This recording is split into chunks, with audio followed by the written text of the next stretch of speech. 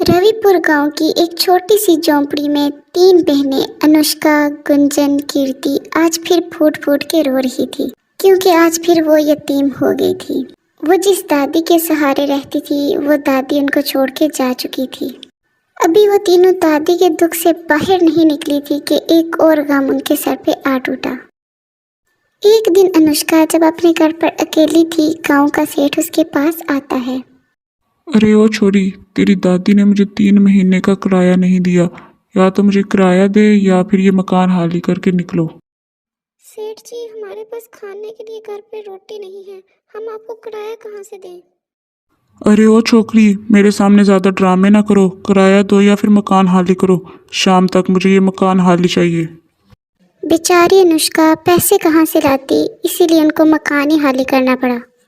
रात भर उन्होंने आसमान के नीचे बाहर खेतों में गुजारी। कीर्ति और गुंजन तो सो गई, लेकिन अनुष्का फिक्र के मारे सो न सकी।